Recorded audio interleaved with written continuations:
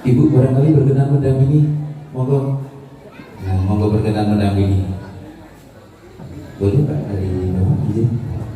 Monggo Bu berkenan mendampingi untuk penyerahan tokoh hayang.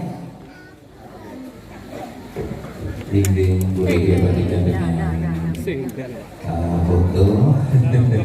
Izin. Iya, terima kasih.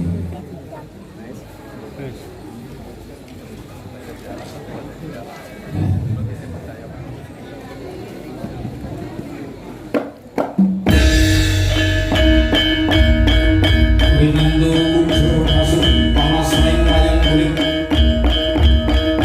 sampun kalah pambayekti pagelaran wayang kulit tahun menika kawiwitan wilujeng dalu wilujeng hamirsani.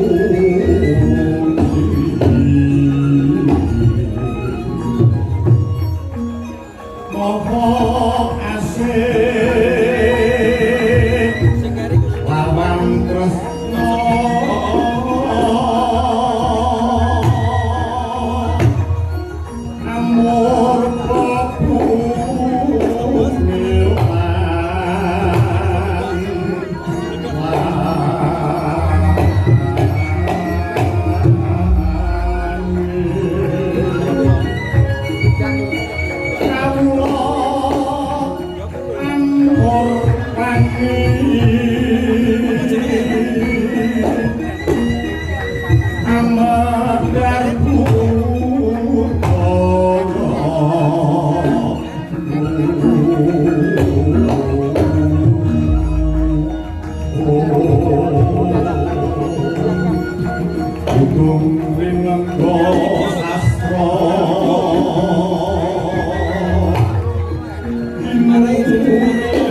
Inurung siping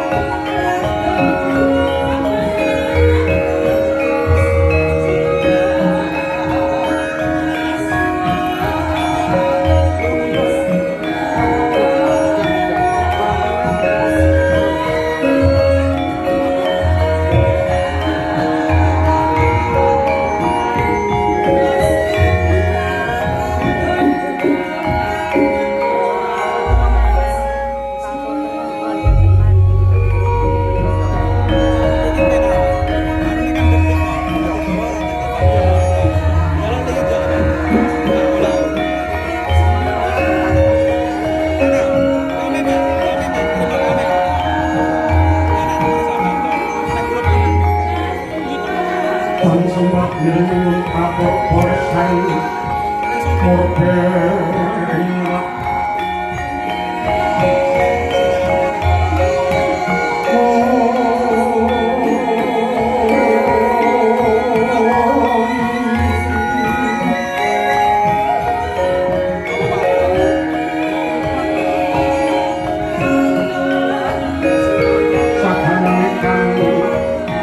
yang kanan sing kasih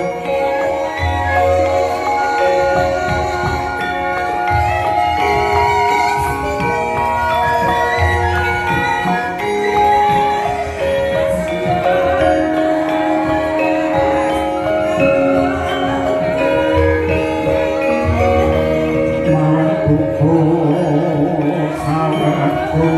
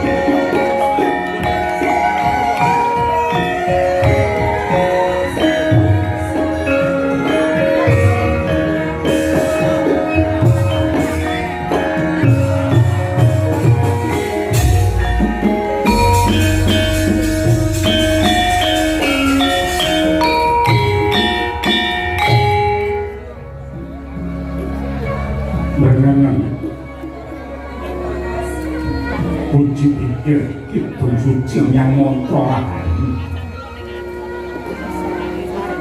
meja saking sangya para titahengan anu ngomodras maning Gusti mriwana pasuke ngalagya pangesti dharmaning kabudayan mrih rahayu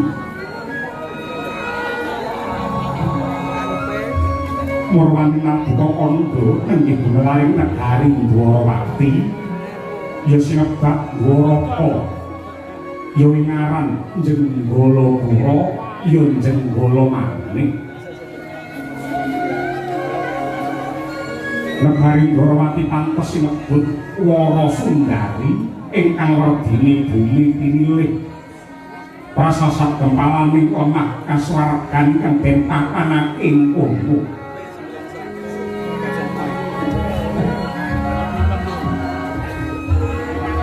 bumi subur pasiten mawur tetangguran ijo royo-royo kathah sumbering toya ingkang mahanani murang sandang buku sanadyan negari Dwarawati tinepung gunung geni parandini handhadekake bumi subur kawulane padha makmur warsa kang mangkono gedhekake rasa syukur lan tafakur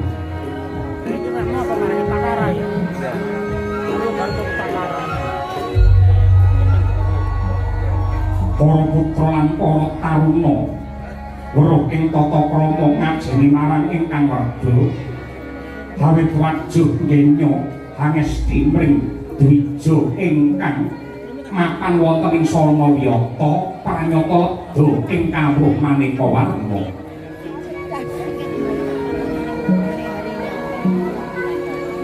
para mudha santosa sekti mandra guna katanate geger tunggal bangsa Adyanta pagurune beda yakti menenake gedhene rasa tresna sumpah janji nyawiji ngreksa yurananing negari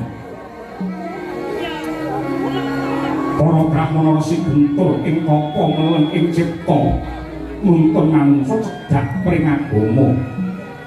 Bubure nentremke rasa dakwaya alus rinambaran tresna satemah saya ndarbala para kawula ingkang hangesti piwulang utama dasar adat budaya saya ngrembaka jati dirine bangsa saya santosa. Para kawula guyub rukun tumata adoh saka cedha cinedha merga kawulane tansah manut marang piwulange agama datang ditabrakake lawan lumagining budaya satemah mawujud idamane bangsa nggih adil makmur tentrem raharja.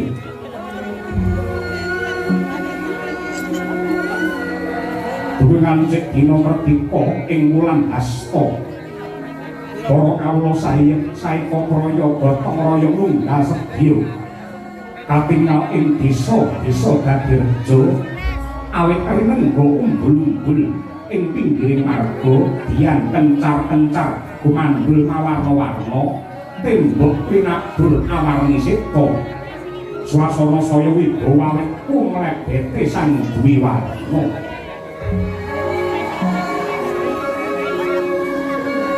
Negari Dwaraka kena sinebut ngancik jaman kencana karena kasembuh pangaribawani narendra ing ngasta pusarane praja anenggih jejuluk Sri Bathara-Kresna.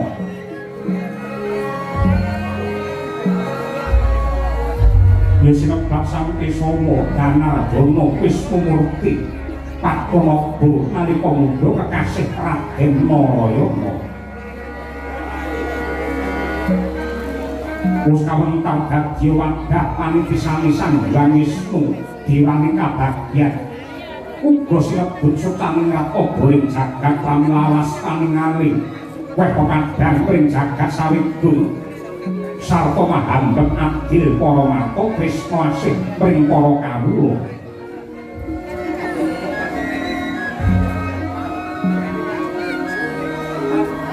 Ngendhene dinten pasewakan sang mata kepareng miyos ing stinggil dina kana lenggaring dampal bento ingkang pinanipit kencana. Kabeh para sentananing praja ingkang pinandikan nggih satri saking Sewa Bumi Kakasih Raden Setyaki Raden Sencaki ing jawian derpasingganing para nayaka jejel riya aben cukik lenggahnya tanpa sela pinandikan dening Ratna Kati Udawa. Wining wan payung agung anendani Mandra saking Mandrawa nganti kaya Bima Himandra ingkang memuli prayogung negari Dwarawati. Puja bareng antos sang nata kepareng medhar pangandika ing bab kang Marasida. Direka lamuka sanggang apara Brama ngijawantah nanging bareng den kelingake cepong iglo tanpa warana Narendra Agung Manggura Prabu Baladewa ya Balarama. Mangkono Sri Kresna sigra gupuh-gupuh manambrama rawuh ingkang Raka Manggura ya ing acara lenggah.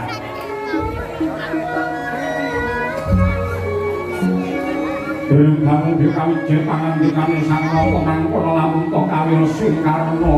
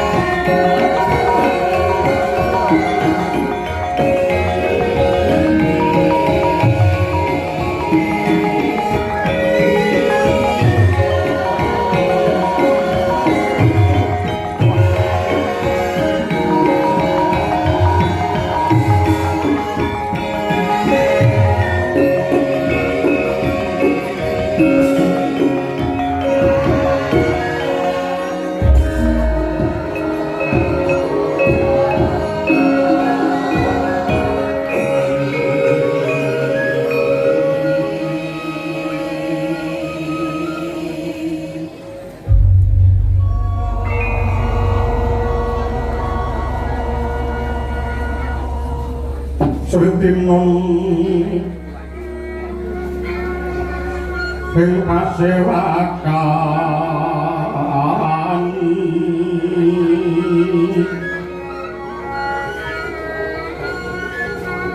busana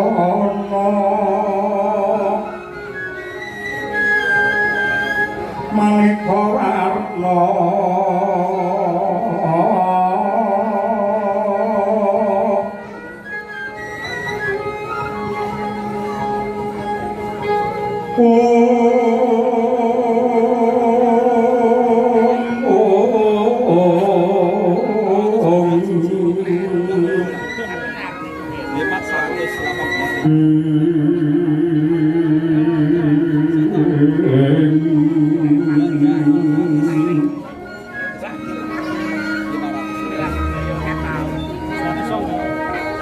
Sepak puspiteng mutya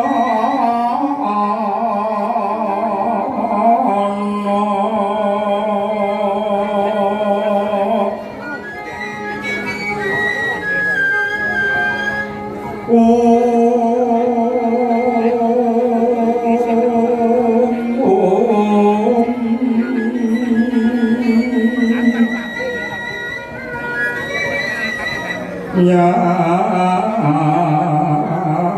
panjrak sarokmo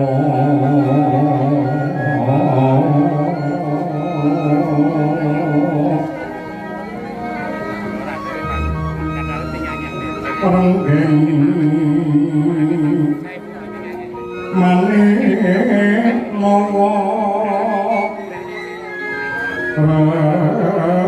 no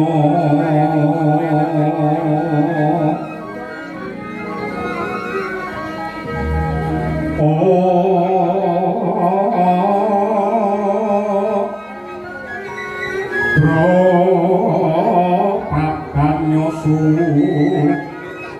mira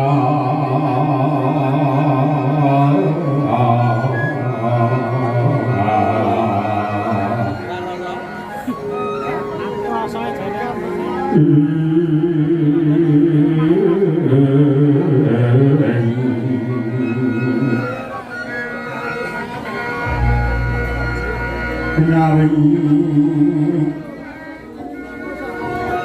pecoli waran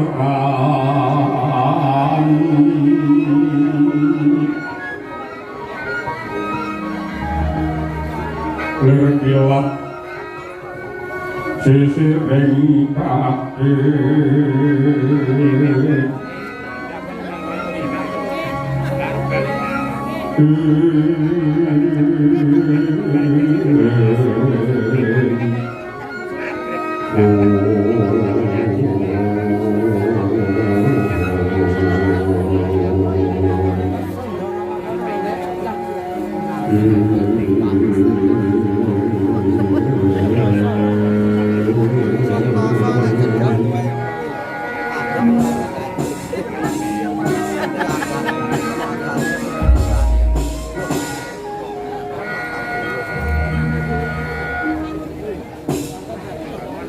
Iwang Suksmati wiwit uga paring pekayung pring kandhuaran ingsun satemah dabar padhananing jagat Dwarawati.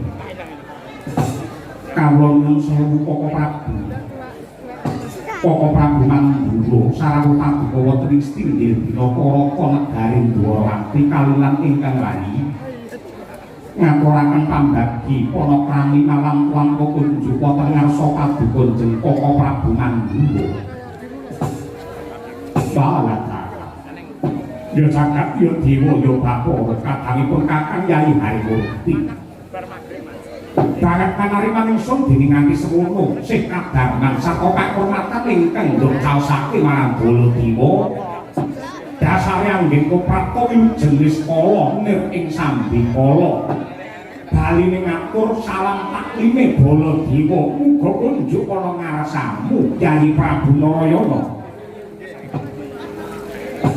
kawula ngendika Prabu Mandura Gurawalan inggih kula pitinampi tangan kula kalih kinalongaken wonten ing Jonggo kapetekaken wonten ing Jojo rumeketing Waldaya kuwahana kayuwanan kumlamping negari Dwaraka wonten lan monggo kula dherekaken lenggah ingkang kanthi prayogi lan sepisan malih kalilan ingkang mayu nyuwun gungi samudra pangaksami karana rawuh paduka wonten ing negari Ndrawati boten kula hormati ingkang kanthi sae malah kepara rawuh paduka anyarengi tumurning Jawa ing mapan wonten ing kraton Ndrawati kaladara. Jadi yen mungguhe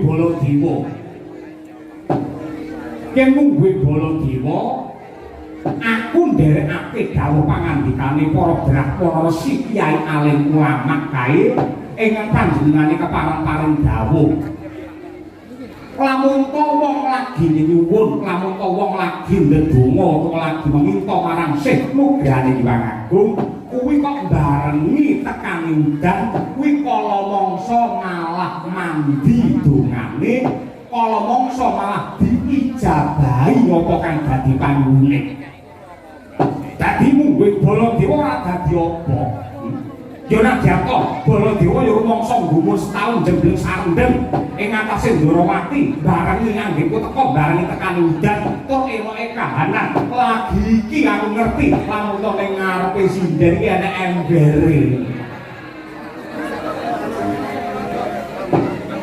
tegese pamane nek sinden sing lagi nyolakno karina oh nadyan to sinden kuwi dhewe ning omah senengane ya tika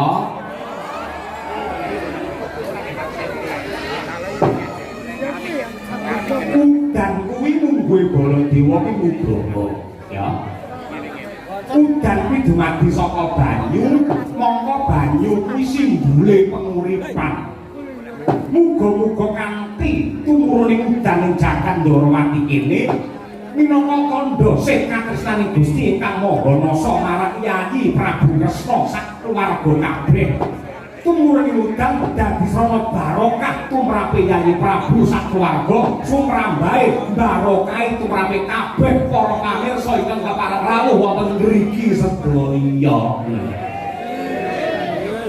ngono kok nadyan wis pirang-pirang cara dibudidaya wis ngundang dongke sing nyisihke udan kenapa kok tetep mudhun udane mergo kala mangsa manten lanang karo manten wedok ki ndonga ora padha manten lanang njaluk diterangi sing wedok njaluk diudan wali aku sugeng riyadi ya sepiro gedene anakku sepiro gedene luput marang Yayi Prabu Ndrawati muga kowe nglumpurake pangaksama ana dina ing ngepak berkah iki tanpa benten kaliyan kula tartamtu kula ndodho kathah ing reh kalepatanipun pramila kula nyuwun lumungturing samudra pangaksami mugi-mugi lepat kula lan ugi lepatipun Koko Prabu Mandura linebura ing dinten Aryadi menika. Sapa wis pirang-pirang minggu ora ketemu. Subuhane sing pirang-pirang iki apa sisane bodho. Aku iki tau kuwirangan medaya nggone wong ketoke komplong-kombuan, mbake baru dibuka isine rengginan. Mungkin malah mungkin kesarasan malah sae. Mungkin kesarasan malah sae, malah sisandana monggo Koko Prabu kula dherekaken pinarak ingkang kanthi prayogi mugi-mugi sambunge kadangan menika andadosaken kamulyan tumraping bebrayan agung. Panjenengan ingkang puspita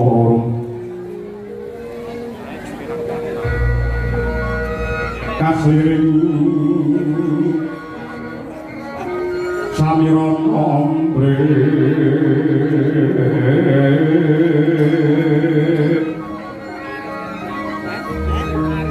leler tandure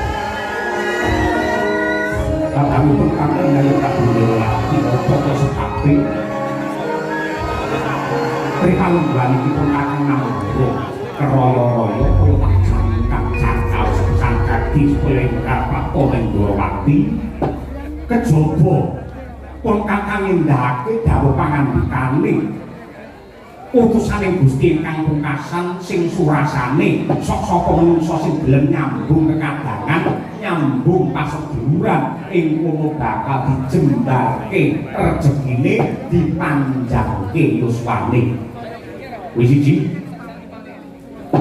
ewa dene kang angka loro Yayi Kresna wis cetha ngeglo tanpa warana lamun ta putra saka Rama Prabu Suwargi Rama Prabu Basudewa Ripalungguhan iki wis ngenyang kawibawan kembul kamoten keceh bondo bukti apa pun kakang Mandura sinengkake ngaluhur nampa wujude kraton warisan saka Rama Prabu Basudewa sapeksi nengkake ngaluhur mongko dadi ratu ning negara Mandura tanpa beda lawan siap Yayi Prabu Harimurti apa bebek cukup awake dhewek nalika Siadi dadi jagone dewa munah satrumurka Narendra Dwaraka kawestri kene biyen ya kuwi Prabu Yudakala Kresna satemah Yayi Prabu jumeneng ratu ana ing negara Dwarawati kene ewok dene adikku sing ragil ya kuwi si Bratajaya ndak titipake marang Yayi Kresna merga pancen kerasane si Lawa Ireng utawa si Sembadra kuwi mapan ana ing negara Dwarawati. Tegese Trah Mandura kuwi bisa mukti wibawa Nyakrawati Mbau Denda kuwi sejati ora merga saka pintere Baladewa, ora merga saka sugihe kepinteran Yayi Kresna ning ya merga disebul karo pangestune wong tuwa ya wong tuwa kakung lan mligine wong tuwa putri aku wis ngiteni marambah makaping-kaping waton ana bocah ana anak sing ngabekti mligine marang wong tuwa putri tur dasare wong tuwa putri seneng lelaku brata seneng tirakat seneng prihatin sing prihatin kuwi mau nyebul marang kamulyane anak satemah bisa rumusi anak mau uripe sarwa kepenak. Jadi gandeng para luhur Mandura Prinalungguhan iki wis sedo mapan ning astana Gadamadana. Mapan ning astana Gadamadana ngendikane para resi para kyai kae wong ki yen wis mati sangune mung kari telu bab kadonyan kabeh pedhot kejaba telung perkara ya kuwi siji amal sing becik angka loro ilmu ingkang piguna dening ingkang angka telu ya kuwi dungane anak lanang sing tuaju ing pamrih. Mongko Bala Dewa Yai Kresna apa dene Yai Bratajaya kuwi anak tumrape Rama Prabu Basudewa. Wis samestine tandha bektine anak marang wong tuwa sing wis sedo. Ayo Yai. Ayo. Besok kapan siadyana wektu ingkang lungguh. Jadi bakal ndak gandeng astamu ingkang tengen, bakal ndak kanthi sowan ning astana Gadamadana, kejaba resik ning pakuburan, bangun renggan ing mapan ning pakuburan, sing luwih wigati ya kuwi nyambung rasa kalawan Gusti ingkang Maha Kuwasa. Ingkang wigatine nyuwunake pangapura marang para luhur kang wis sumarik ning kono, muga-muga dinapura dosa lan kaluputane, satemah tentrem ayem jenjeng permanen mulya wibawa mukti ana ing kasuwargan langgeng. Sok kapan ana wektu ingkang lungguh tak kanthi ndonga ning astana Gadamadana. Jang Pantara Atri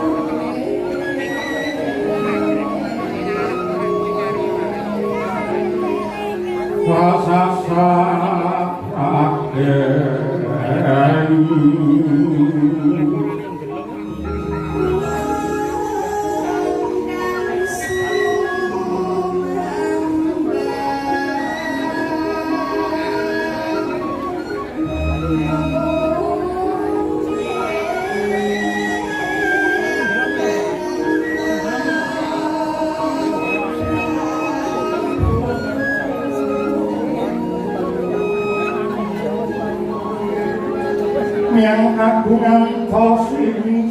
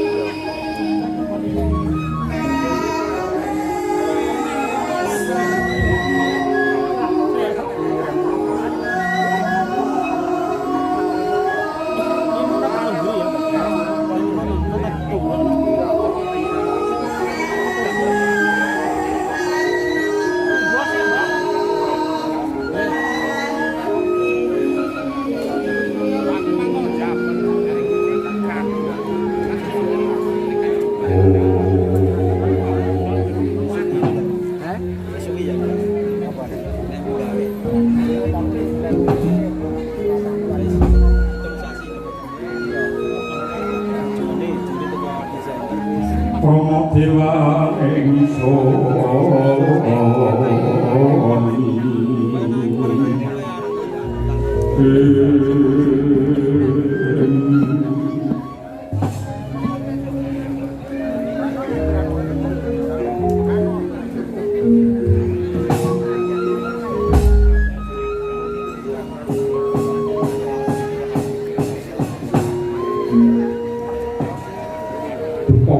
kagungan dulu jinak sesembah ibu tartamtu kemawon ingkang rayi dulu waktu sangat condong sabto mojo menawi badhe kakanthi nderekaken dhumateng pabuka suwan wonten ing astana Bodho Madana nyunaken pangapunten lan kirim donga dhumateng para leluhur wiwit saking Kanjeng Rama Prabu Basudewa ingkang sumare wonten ing mriku minggah malih nenggih Eyang Wasukunti minggah malih Eyang Yadu Eyang Iswara Eyang Maruta Eyang Bojo Eyang Kunto Eyang Baklawa dene kang pungkasan Eyang Rama Wijaya. Lho. Dadi sing kondhang jaman Ramayana Prabu Rama Wijaya kuwi uga sumari ana ing Astana Gandhamadana. Wah, malah ngerti iki ya. Kula saking mriku. Kula sangat sarujuk Bapak Prabu menawi paduka kagungan lekas ingkang kados mekaten tartamtu kemawon. Kula ugi badhe anganti ingkang rayipun Bratajaya sowan wonten ing Astana Gandhamadana. Ning yo kuwi sepisan siadi lah kanthi resik ana ing papan pasaryan Gandhamadana angka 2 pamane ana wewangunan ana tembok ingkang gempalan rubuh ayo dibangun bebarengan.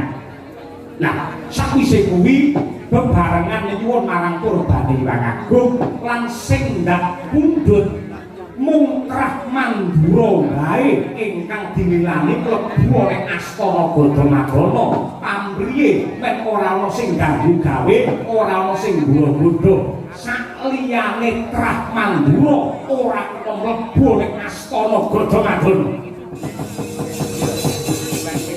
Pramara Ramos wong yang hambangan kabeh karunaning kasose aneng marga mamalatku Krisang kanggo asratma aja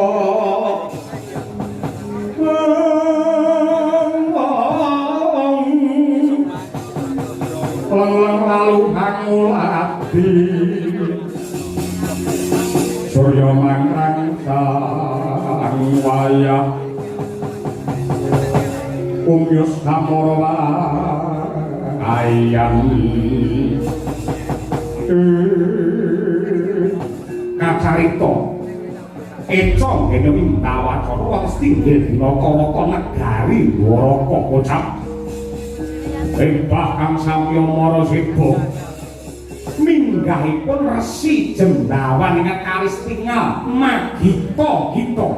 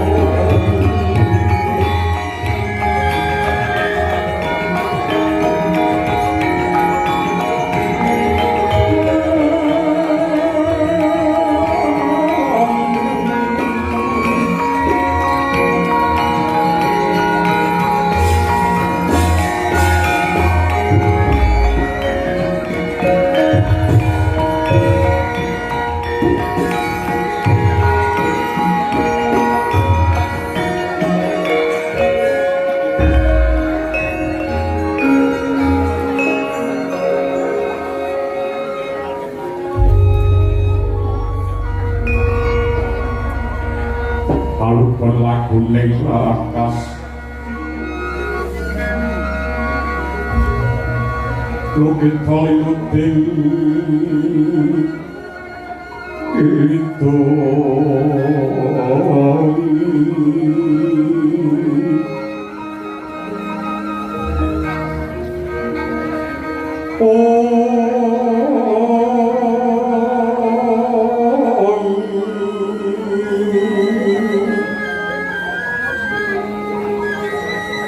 kadung kadung hamor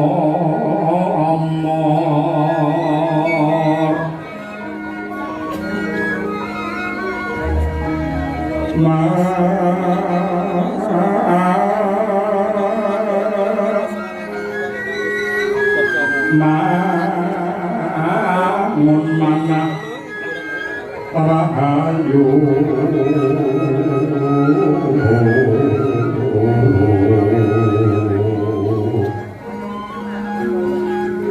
ayo Allah hamaku Allah kumulung manatu para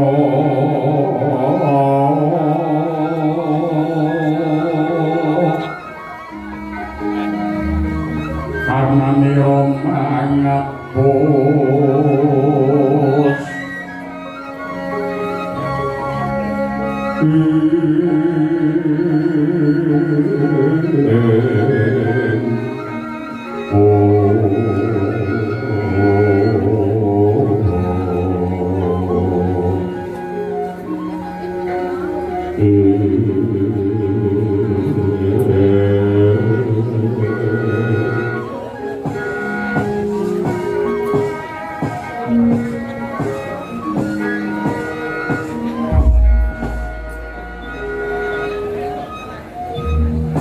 kawulun sewu Baporsi Jembawan sawo kabuka wonten ing Kraton Negari Ndorowati kula ngaturaken sembah pangabekti unjuk wonten ngarsa kabuka Baporsi.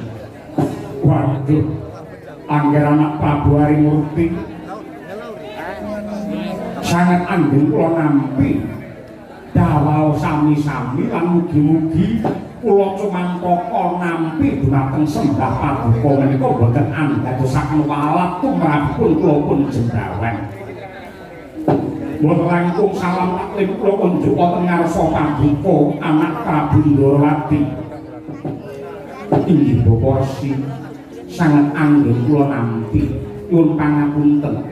Mboten sekeca raos sing manah kula kapuran Baporsi pinarak wonten ing inggil kursi pakurmatan taksih kathah ingkang sumadyo monggo lakune pinarak wonten ing inggil matur nuwun nggih matur nuwun kula langkung sekeca sowan wonten ngandhap kemawon nanging kula menika putra mantu paduka dosa menapa ing badhe kula tampi walat menapa ing badhe kula gendhong menawi kula nilar ing tata kami sampun ngantos dados tunggalé paduka Garana Prabu Ndorowati pancen menika sampun dados pikajeng kula Gusti Yai Kresna wonten dawuh Koko Prabu nganggo dasar apa siadi ngaturi Resi Jembawan juru kunci Astana Gadamadana iki kok Baporsi tur panjenenganmu nggunakake tata krama tata basa ingkang becik malah gelem ngabekti gelem nyembah karo Resi Jembawan mongko nuwun sewu wis kok eglo tanpa warana nadyan to pendhita Jembawan iki wujute wanara iki wujute kethek lah siadi bekti marang Jembawan iki karepmu piye menapa paduka sampun supih paduka sampun kaliyan bilih Resi Jembawan menika mara sepuh kula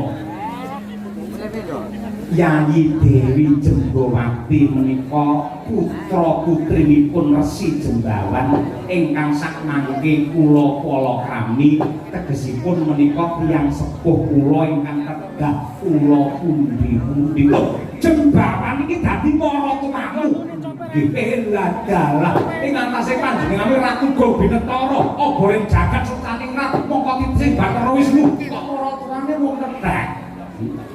Nggih, nanging menika pancen dados kudrating pangeran lan kula ngajian iki ora mbogawane.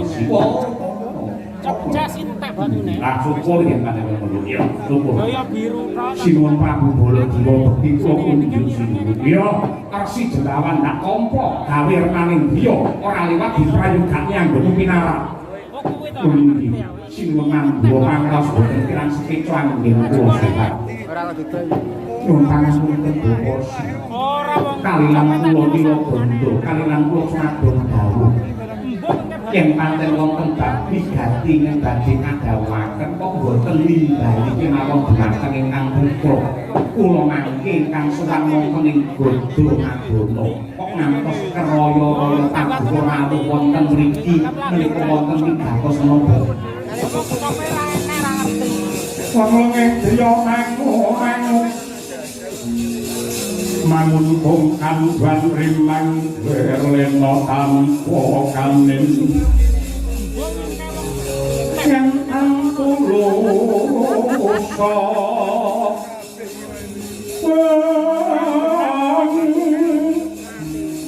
mengusang biaku tomo mangkono rina arendro Umus nyolong hanggar apa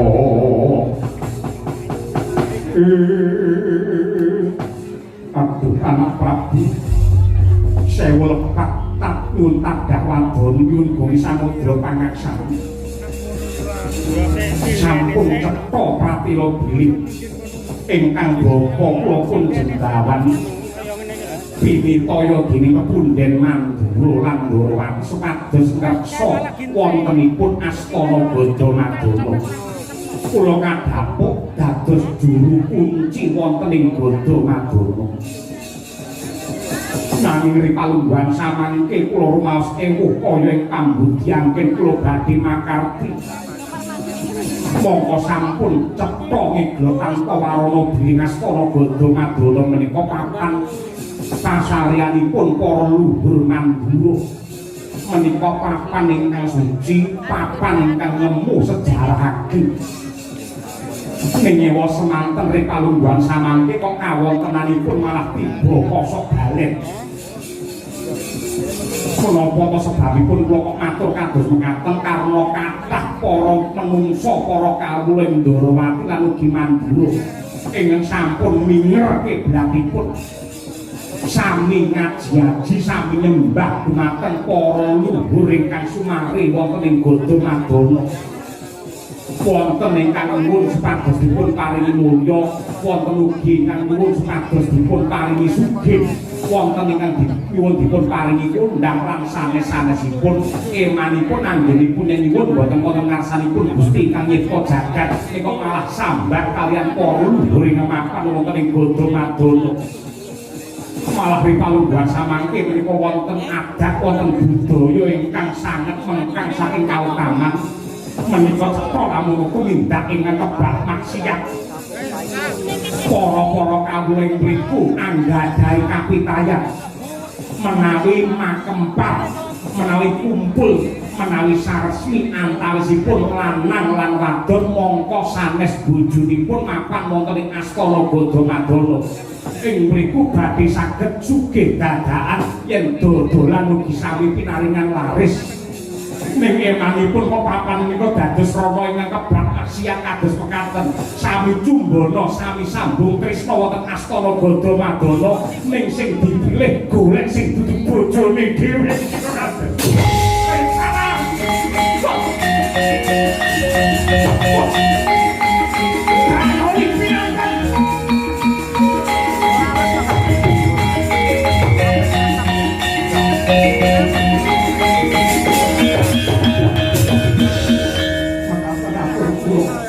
Lepat kula nyuwun Gusti samudra pangaksami wasana purba wasisa saketahipun kula aturaken dhumateng para punden kula bara nganggenipun badhe atur.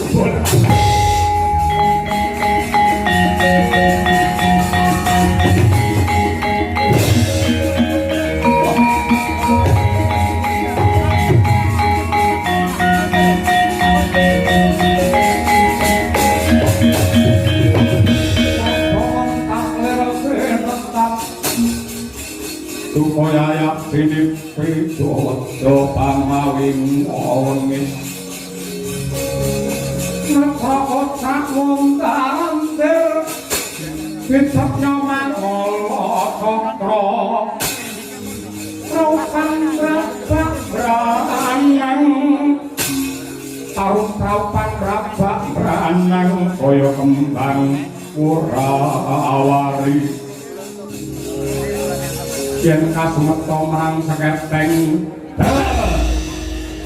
Muruk dahanane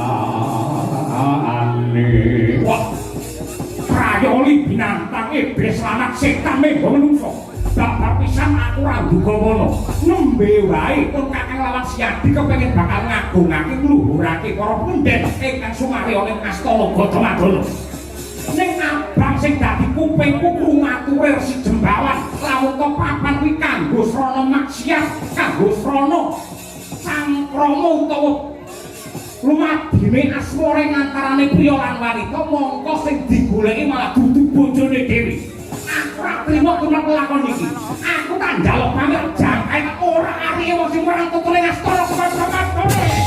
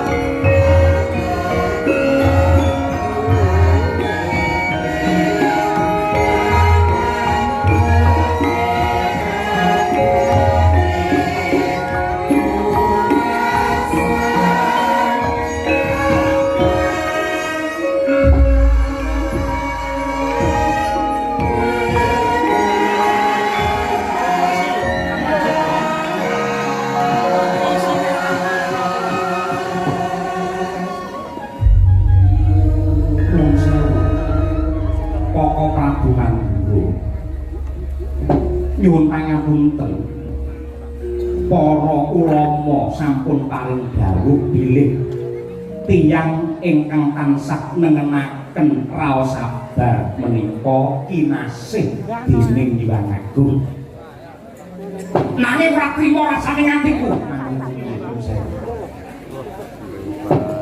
lan menapa sebabipun manungsa ingkang sae menika kedah sabar karana menika kangge ngukur kapitayanipun makhluk dhumateng jidaring kodrat kangge ngukur kapitayane makhluk utawi imanipun menungsa kaliyan garising kodrat sedaya lelampahan ingkang kababar menika awit saking pamurbane Hyang Agung menawi menungsa raosipun gelo lan boten sabar tegesipun sami kemawon boten pitados kaliyan adiling pangeran tiyang ingkang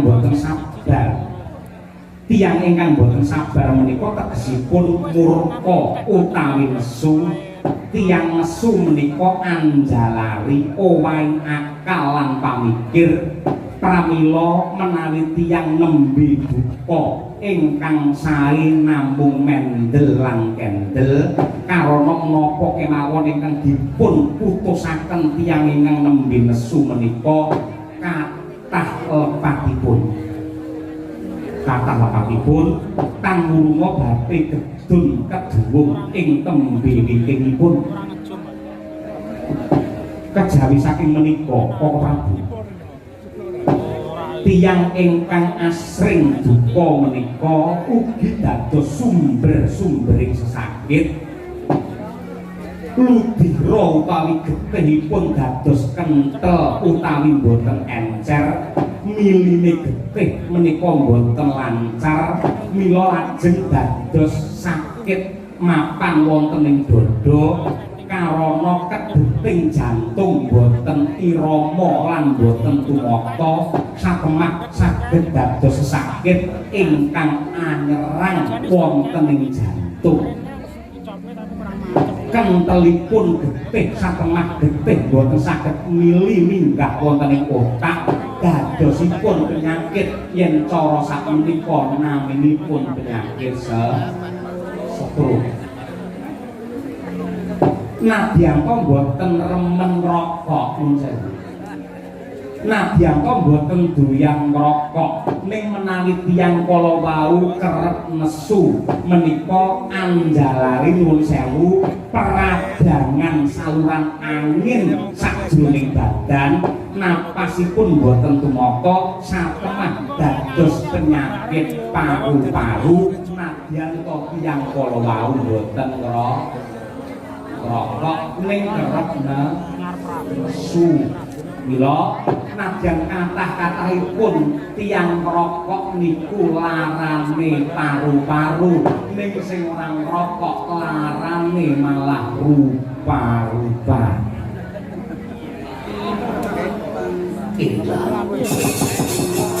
Nyawang ning dalam bapak kamu Pinong nerkakonang surem suara depan padang kasaran pada hari